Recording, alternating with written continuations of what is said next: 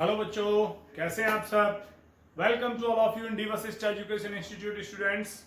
So today we have a topic which is the base of a 6 marks question which will appear from exercise 4.6 determinants। तो बच्चों, एक exercise है हमारे पास determinants के अंदर, exercise 4.1, जिसमें से 6 मार्क्स का एक क्वेश्चन एवरी ईयर बोर्ड के अंदर आता है, that is the fix question. तो उसका बेसिक कंडीशन हम लोग शुरू करेंगे। ये एक्सरसाइज नंबर 4.4 से पहले का इंट्रोडक्शन है, बट स्टूडेंट्स जो 4.4 के पहले का इंट्रोडक्शन है वो सारा 4.6 में जाकर के बाइंड अप होगा और वहां जाकर के उस 6 मार्क्स के क्वेश्चन को सॉल्व करने में आपकी हेल्प करेगा बच्चों। तो यहां मैंने देखो आपके लिए लिखा है क्लास 12 चैप्टर 4 डिटर्मिनेंट्स ही है, माइनर्स एंड कोफैक्टर्स। तो ये बेटा जो माइनर्स एंड कोफैक्टर्स हैं ये आपके 6 मार्क्स के क्वेश्चन के लिए बहुत इंपॉर्टेंट पार्ट प्ले करते हैं, रोल प्ले करते हैं। तो इनको समझते हैं हम लोग कि एक्चुअल में माइनर्स और कोफैक्टर्स होते क्या हैं। तो वो तो हम समझेंगे, लेकिन मैं उससे पहले इसको आपको एग्जांपल दूंगा, उसके बाद हम लोग डेफिनेशन पर बात करेंगे बच्चों। तो मैं लेके आ रहा हूं सबसे पहले माइनर। तो माइनर को मैं डिफाइन नहीं करूंगा, पहले एग्जांपल दिखाऊंगा, उसके बाद डिफाइन करेंगे। मैंने एक डिटर्मिनेंट ले लिया students A, it's 1 2 4 3 7 6 5 -4 and 3, right. अब आपसे कोई कहे कि find the minor, find minor of element 4। यह एक एलिमेंट दे रखा है स्टूडेंट्स आपको 4, इसका माइनर चाहिए। तो how will you will get it, तो समझ लीजिए इसका माइनर हो जाएगा। तो सबसे पहले तो हम देख लें कि ये 4 लाई कहां पे कर रहा है। तो बच्चों हम देख रहे हैं ये रॉ 1 के अंदर लाई कर रहा है और कॉलम 3 के अंदर लाई कर रहा है। तो हम ये लिख सकते हैं दिस इज माइनर नंबर 1 3, मतलब 1 3 इसका नंबर है, यानी कि raw number 1 and column number 3, तो M13। तो करते क्या है स्टूडेंट्स, इसको लिखा कैसे जाएगा, आप जिस रॉ में है उसी रॉ को डिलीट कर देंगे और जिस कॉलम के अंदर है वो एलिमेंट उसी कॉलम को डिलीट कर देंगे। तो बचा क्या, बचेगा 3 7 5 एंड -4, ये बच गया स्टूडेंट्स, ये इसका माइनर हो गया। ठीक है, माइनर हो गया, लेकिन ये कैसे डिफाइन हुआ, इसका मतलब क्या हुआ। तो मान लो ये सारे एलिमेंट्स क्या हैं बेटा, ये एलिमेंट्स हैं और इनका नाम हम लोग आई और जे की कंडीशन से लेते हैं जो हमने मैट्रिसेस के अंदर पढ़ा हुआ है बच्चे।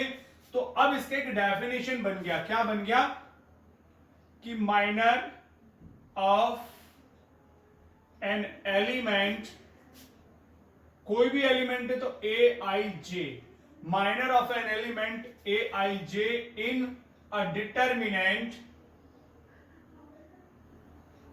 ओके, कैसे मिला है आपको, आपने क्या किया था इसको लेने के लिए, आपको गेट करने के लिए, ऑब्टेन करने के लिए आपने क्या किया था बेटा, आपने किया था जिस जगह पर वो एलिमेंट लाई कर रहा था उसी नंबर के रॉ और उसी नंबर के कॉलम को डिलीट किया। तो मैं वही लिखूंगा कि minor of an element A I J in a determinant is obtained by deleting ith row and jth column. इसका मतलब ये हुआ बच्चों, जिस नंबर जहां पर वो एलिमेंट लाई करता है उसी नंबर के रो और उसी नंबर के कॉलम को डिलीट करने के बाद क्या मिलता है, वो भी एक डिटर्मिनेंट ही होती है। तो minor of an element A I j is in a determinant is मैं लिखूंगा यहां also a determinant, is also a determinant, यानी वो भी एक डिटर्मिनेंट ही होता है बेटा, obtained by deleting ith row and jth column। आप देख भी लीजिए ये जो आपके सामने रखा ये भी एक डिटर्मिनेंट है, ठीक है स्टूडेंट्स। लेकिन इसमें क्या होता है, मैं और लिखता हूं इसके सामने, a minor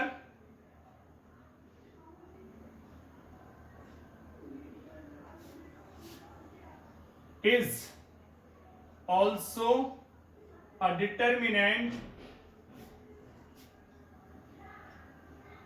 of an element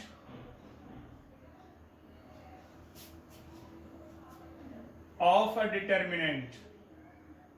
determinant order n, यानी एक डिटर्मिनेंट है जिसका ऑर्डर n है और n की वैल्यू ग्रेटर और इक्वल टू 2 होनी चाहिए, क्योंकि 2 से कम यानी कि अगर मान लो 1 का ऑर्डर आ गया डिटर्मिनेंट का, तो जो उसका माइनर आएगा वो नहीं आ पाएगा स्टूडेंट्स, उसका ऑर्डर 0 हो जाएगा।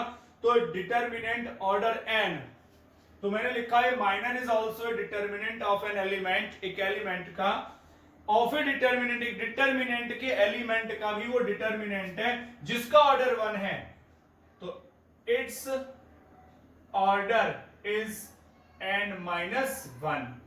यानी होता क्या है स्टूडेंट्स, हम जो माइनर फाइंड आउट करते हैं किसी भी डिटर्मिनेंट से, किसी भी एलिमेंट का जो माइनर फाइंड आउट करेंगे वो गिवन डिटर्मिनेंट के ऑर्डर से, अगर उसका ऑर्डर 1 n है तो उससे 1 लेस होता है। तो आप यहां एग्जांपल में भी देख लो बच्चे, आप क्या देख पा रहे हैं, ये डिटर्मिनेंट का ऑर्डर एलिमेंट्स 1 2 3, यानी कि जो रॉज 1 2 3, कॉलम्स 1 2 3, तो इसका जो ऑर्डर है वो 3 है, और इसका ऑर्डर चेक करेंगे तो रॉज 1 2 और कॉलम्स भी 1 2, इसका जो ऑर्डर है वो कितना है स्टूडेंट्स 2 है। तो अगर इसका ऑर्डर देख रहे हैं 3 तो इसका ऑर्डर आ रहा है 2, तो मैंने वही बोला है कि अगर n ऑर्डर के डिटर्मिनेंट से किसी एलिमेंट का माइनर ऑब्टेन करना है तो वो उसमें जो ऑर्डर गेट होगा दैट विल बी n-1। तो आप यहां देख भी पा रहे हैं एग्जांपल से, तो ये डेफिनेशन हो जाती है, क्या minor of an element aij in a determinant is also determinant obtained by, कैसे मिलता है, deleting ith row and jth column, यानी जिस भी एलिमेंट का, समझिए जिस भी एलिमेंट का आपको माइनर चाहिए उसी नंबर के, सपोज करो आपने कहा, मैं आपसे कहूं कि 7 का माइनर चाहिए, तो 7 कहां पे, रॉ 2 एंड कॉलम 2, तो m22 इज रिक्वायर्ड। तो आप क्या करेंगे, रॉ 2 और कॉलम 2 को डिलीट कर देंगे, कौन बचेगा 1 4 5 3, 1 4 5 3। तो ये भी क्या मिल रहा है स्टूडेंट्स आपको, ये भी डिटर्मिनेंट ही मिला है, बस इसका ऑर्डर जो हमारी मेन गिवन डिटर्मिनेंट था उससे 1 लेस हो जाता है। तो इस तरह से हम लोग किसी भी डिटर्मिनेंट के किसी भी एलिमेंट का माइनर ऑब्टेन कर सकते हैं, and that minor is also a determinant but it is less 1 in order by the given determinant.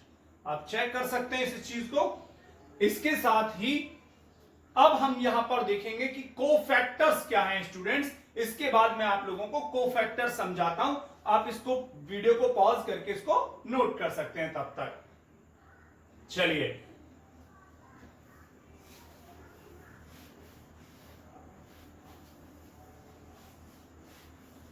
What about cofactor, मैं बताता हूं स्टूडेंट्स आपको कोफैक्टर क्या है।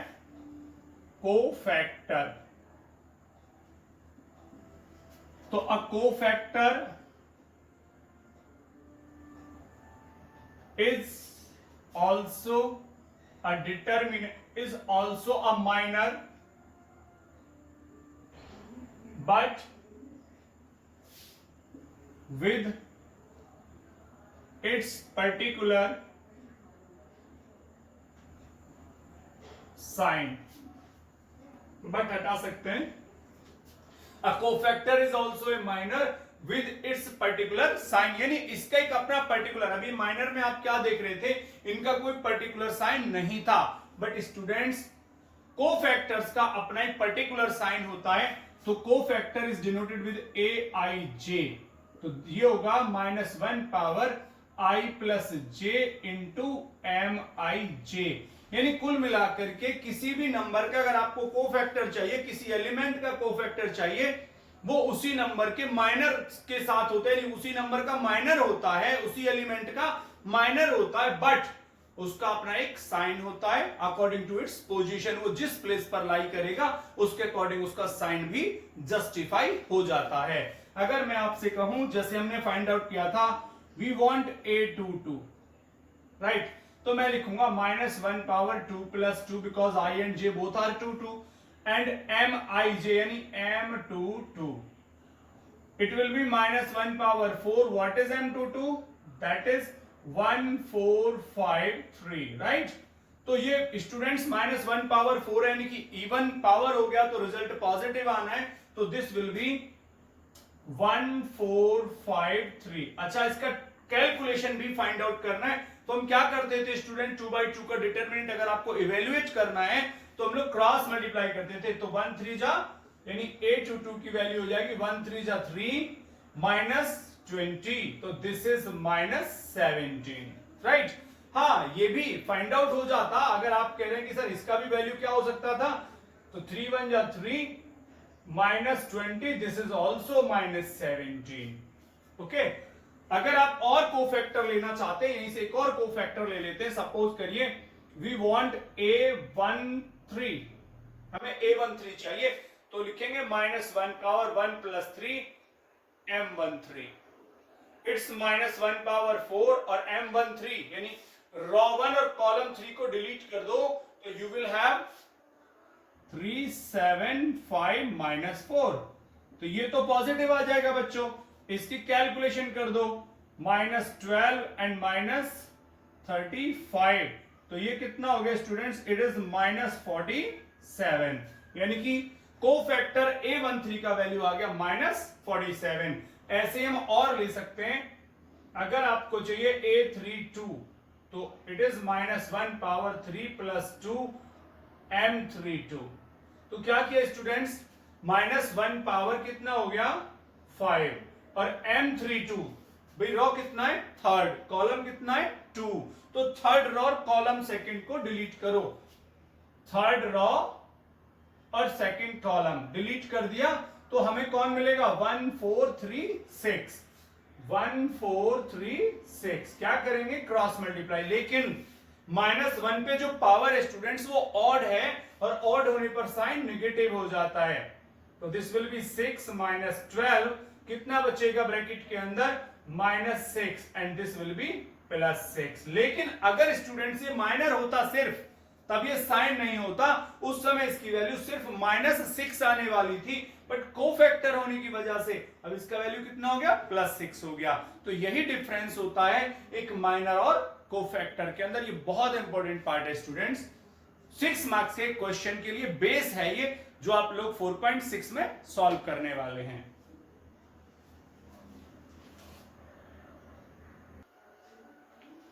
चलो स्टूडेंट्स, ये है question number first and second. इसमें लिखा है write minors and cofactors of the following determinants.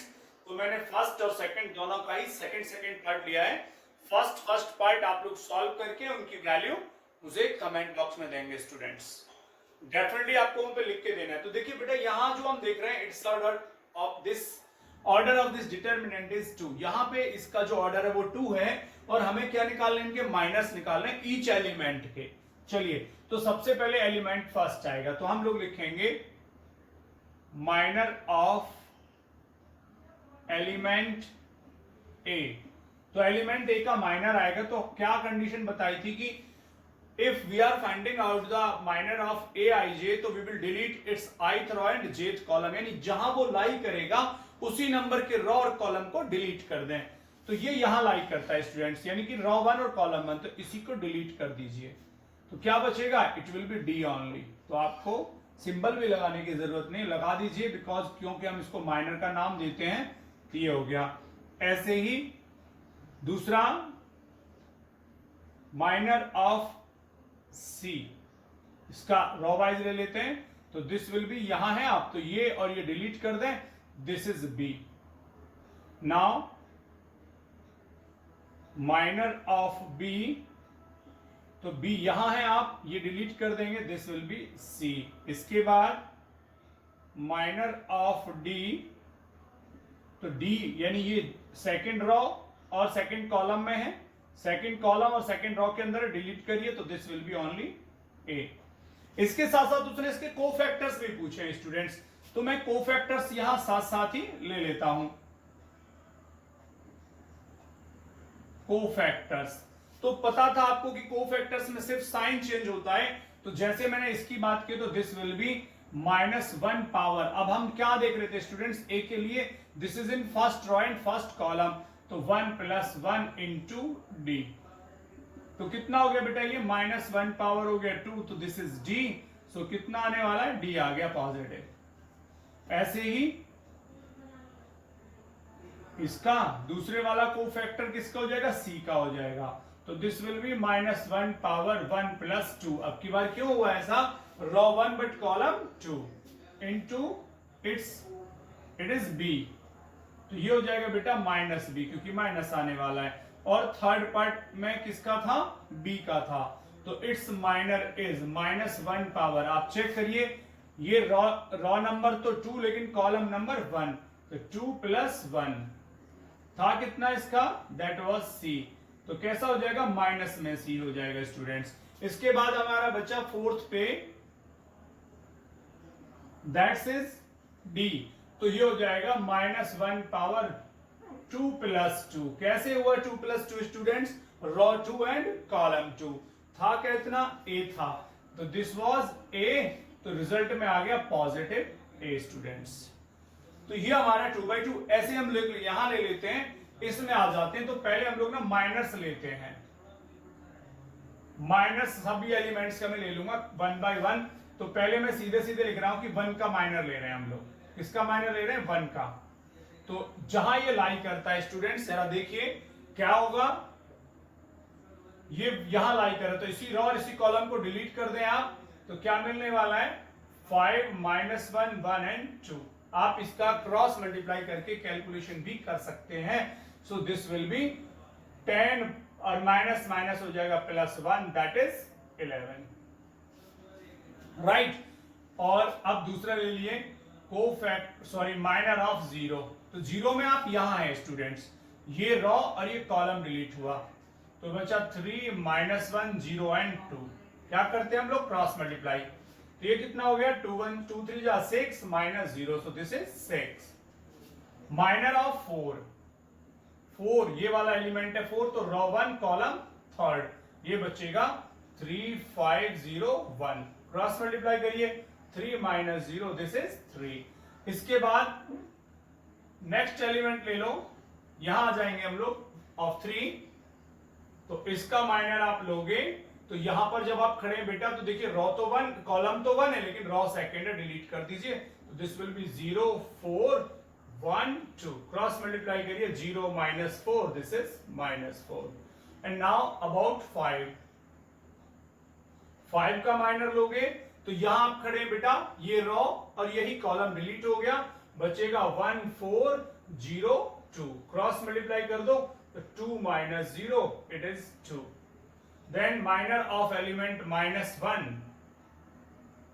-1 में आप यहां हैं, ये रो और ये कॉलम गायब हो गया, बचा आपका 1 0 0 1। क्रॉस मल्टीप्लाई करोगे तो 1 -0, इट इज 0 आ गया। ऐसे ही हम लोग 0 1 2 इनके भी निकालते चलते हैं। चलो ये मैं इधर हटा दे रहा हूं स्टूडेंट्स।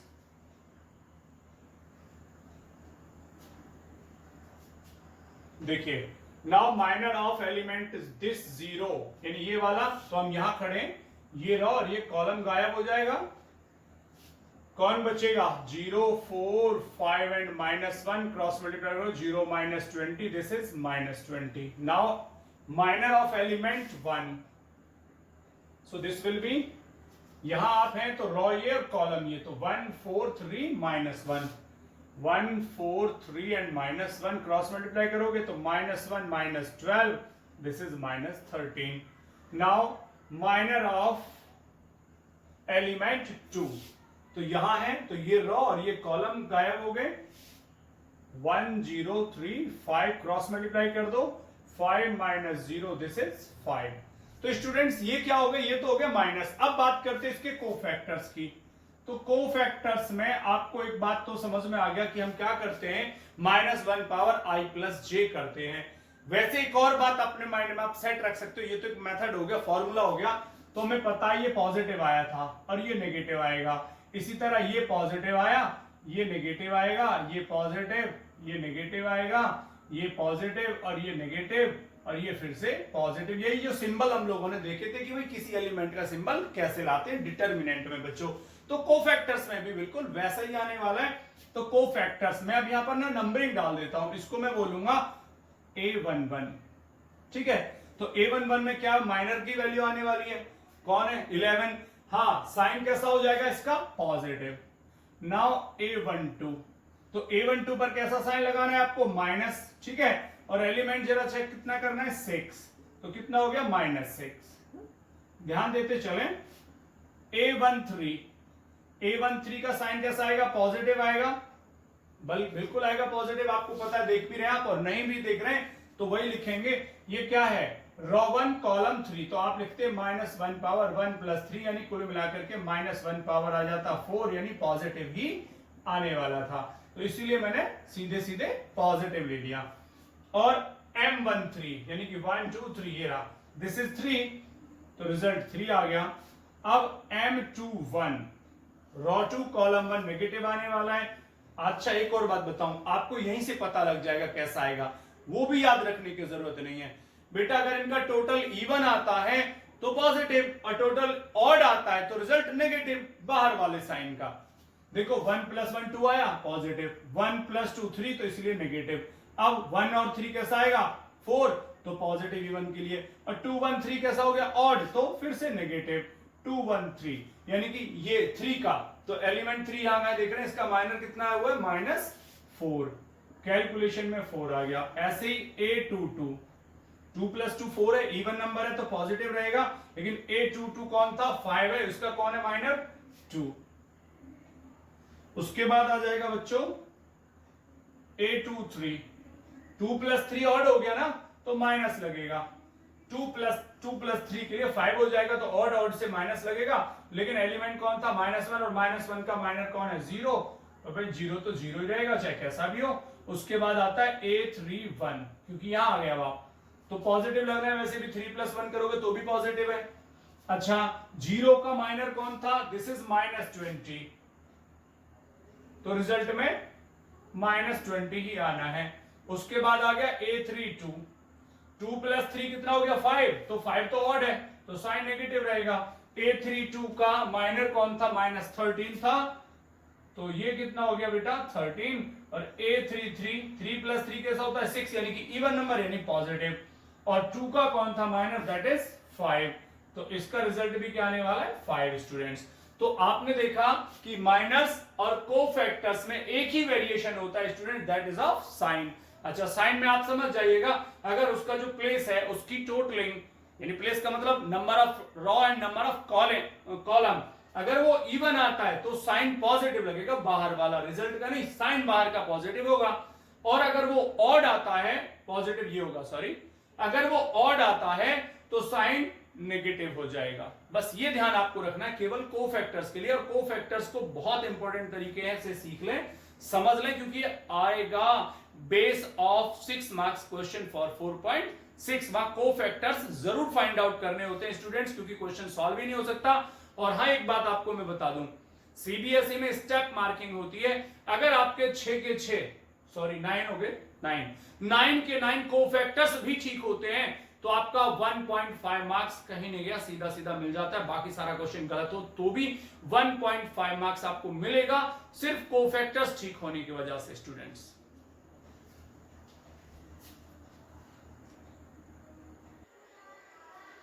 ओके स्टूडेंट्स, ये क्वेश्चन नंबर 3, इसमें कहा है using cofactors of elements of second row, ये हम देख रहे हैं। तो इसके कोफैक्टर्स की हेल्प से इसको इवेल्युएट करना है, डिटरमिनेंट को, मतलब जैसे हम लोग इसको एक्सपेंड करते थे ना स्टूडेंट्स, हम तो वही कर रहे हैं अभी भी, बट उसने पर्टिकुलर कहा कि रॉ सेकंड को यूज करना है आप लोगों को। तो determinant is equals to 5 2 1 3 0 2 and 8 1 3। तो using cofactors of elements of second row,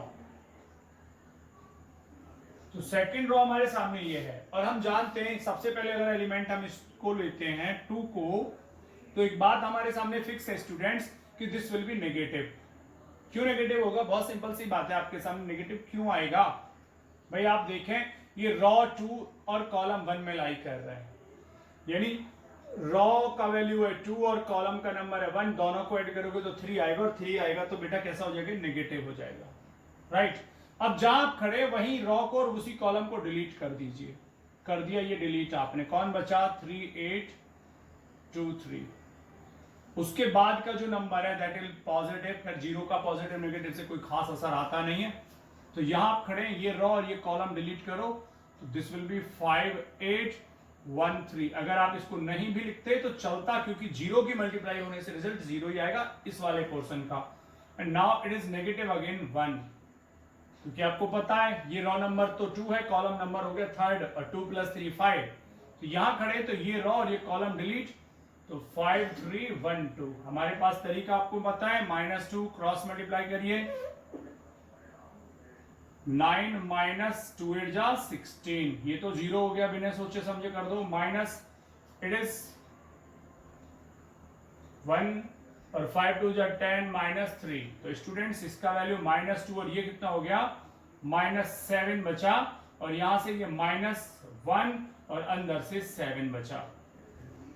इनका कैलकुलेशन हो जाएगा स्टूडेंट 14 और माइनस ये हो जाएगा 7, तो रिजल्ट आ जाएगा इसका 7। ये इसका डिटरमिनेंट का वैल्यू जो आएगा वो 7 आएगा स्टूडेंट्स। ये हमारा क्वेश्चन था, बड़ा सिंपल है, कुछ खास था नहीं इसके अंदर। तो इसमें हम लोग क्वेश्चन नंबर ले लेते हैं बच्चों 4th। उसमें भी कोई खास नहीं है, लेकिन फिर भी चलो उसको कर देते हैं। वहां पर फैक्टर्स हैं, वेरिएबल्स गिवन है, और क्वेश्चन नंबर 4th के अंदर दे रखा है कुछ ऐसा।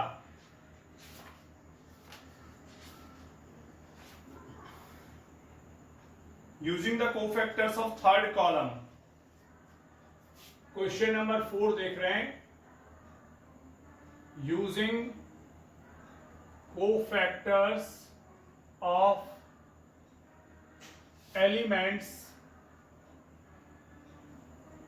of column third, ये उन्होंने कहा है, और डिटर्मिनेंट का वैल्यू दे दिया स्टूडेंट्स हमें। This is 1 1 1 x y z y z z x x y।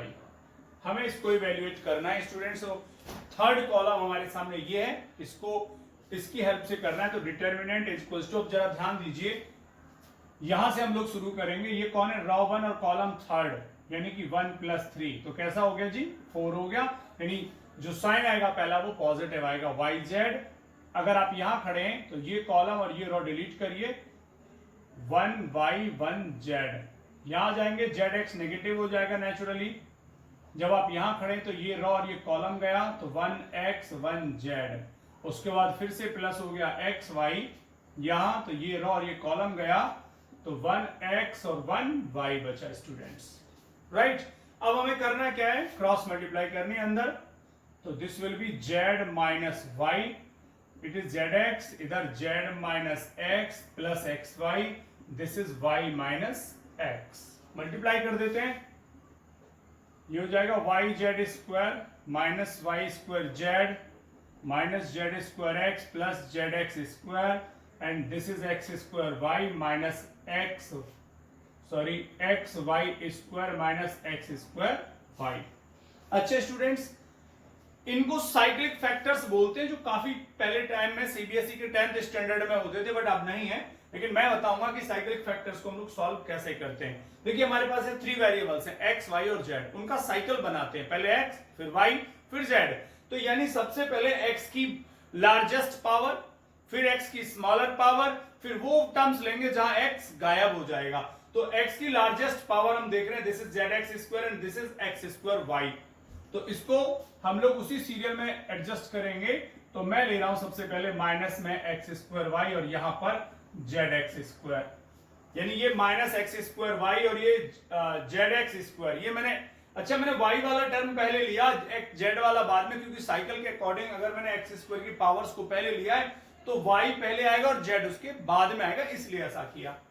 उसके बाद टर्म्स होंगे, देखिए जेड स्क्वायर एक्स और एक एक्स वाई स्क्वायर। तो फिर मैं एक्स वाई स्क्वायर को पहले ही लूंगा और माइनस में लूंगा जेड स्क्वायर एक्स, क्योंकि वो भी आप समझ गए कि वाई में पहले आना चाहिए। उसके बाद दो टर्म्स बचे, एक बचा बेटा वाई स्क्वायर जेड और एक बचा आपका वाई जेड स्क्वायर। तो आप इसमें टू का पेयरिंग करके उसमें से कॉमन लेते रहते हैं। तो यहां से कॉमन हो गया बच्चों, माइनस में एक्स स्क्वायर ले लो तो यहां से वाई और माइनस में जेड। इसमें से क्या कॉमन देख रहे हैं आप लोग, x, तो y square minus z square. और बच्चों यहां से वाई जेड कॉमन है तो यहां से y minus z, minus x square y minus z, ये एक बार y प्लस जेड और एक बार हो जाएगा बेटा y minus z, then y z के बाद फिर से y माइनस जेड। तो हम क्या देख रहे हैं स्टूडेंट्स, तीनों टर्म्स के अंदर एक कॉमन आ रहा है, this is y minus Z. तो आप कॉमन लीजिए, y माइनस जेड कॉमन लिया तो यहां से बच गया माइनस एक्स स्क्वायर प्लस यहां से x के साथ y जेड और यहां से y जेड से। अब आप क्या करेंगे, डिटर्मिनेंट में ही रख सकते हैं, वैसे तो एक्सपेंड हो गया, y माइनस जेड, फिर से आप देखिए माइनस एक्स स्क्वायर अंदर प्लस का x y plus x z and minus y z, y minus z अंदर से आप इसमें से और इन दोनों में से माइनस में x कॉमन ले लोगे तो x माइनस वाई और इन दोनों में से z कॉमन ले लो फिर से x माइनस वाई। स्टूडेंट्स देखो अंदर फिर से x माइनस वाई कॉमन हो गया तो बाहर ले आओ x माइनस वाई, ये पहले से ये y माइनस जेड। अच्छा अगर आपने x माइनस वाई को कॉमन लिया तो माइनस में x और प्लस में z, तो मैं लिख देता हूं z minus x। This is the value of this determinant students.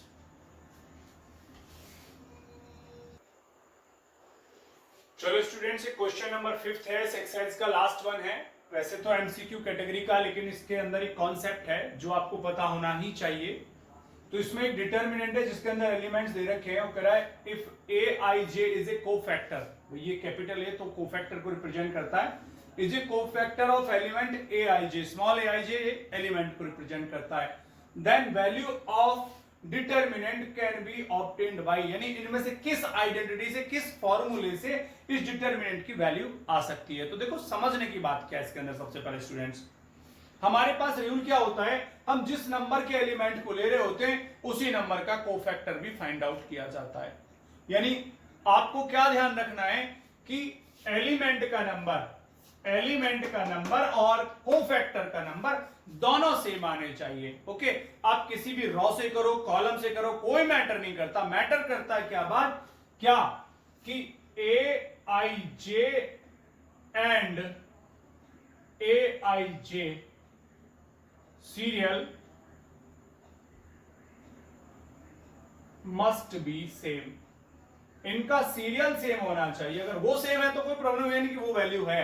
अब अगर हम यहां चेक करते हैं ए पार्ट को, तो A11 ये तो ठीक है, A12 A32 यानी ये गलत हो गया यहाँ पे, यानी ये यहीं से चेंज छोड़ दो, A11 बिल्कुल ठीक है, A12 और A21 ये यहां गलत हो गया आकर के, तो आगे देखने की जरूरत नहीं है।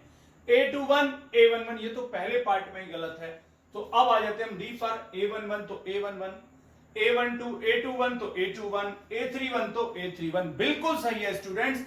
यानी इसका ये जो पार्ट है ये राइट है। क्यों राइट है, मैंने आपको बोला था according to the concept number of element and number of coefficient, sorry number of element and number of cofactor must be same. तो हम क्या देख रहे हैं, ये देखो इनका जो नंबर है, चाहे वो एलिमेंट है या फिर वो कोफैक्टर है, बिल्कुल सेम आ रहा है तीनों के तीनों टर्म्स के अंदर, तो इसलिए ये राइट है स्टूडेंट्स। आप लोगों को बहुत बहुत थैंक यू, जो आप लोगों से मुझे प्यार सपोर्ट मिल रहा है मेरे चैनल के लिए। देखिए ये मैं स्पेशली आपके लिए ही कर रहा हूं, और शायद ये लॉकडाउन ना होता तो मैं कभी भी इस चीज में नहीं आने वाला था स्टूडेंट्स, क्योंकि मुझे टाइम ही नहीं मिल पाता है। मैं फिजिकली ही इतना बिजी रहता हूं अपने स्कूल्स में और अपने अदर कोचिंग क्लासेस में, बट लॉकडाउन है। स्टूडेंट्स से फिर मिलने का तरीका, ये चीज मैंने खुद पता लगा मुझे कि भाई मैं भी आ सकता हूं, तो मैंने ट्राई किया है। और आप लोगों को अगर ये अच्छा लग रहा है, वैसे तो मुझे लगा है कि बहुत अच्छा लग रहा है, क्योंकि आपसे जो रेस्पॉन्स मिल रहा है वो मेरे लिए वंडरफुल है स्टूडेंट्स। आप लोगों से थोड़ी सी गुजारिश है, एक बहुत थोड़ी सी दूरी बची है हम, जबकि YouTube पर मैं आपके लिए लाइव आ सकता हूं, तो लाइव स्ट्रीम के लिए प्लीज आप लोग मेरे चैनल को सब्सक्राइब करो, अपने दोस्तों को शेयर करके कुछ उनसे सब्सक्राइब कराइए।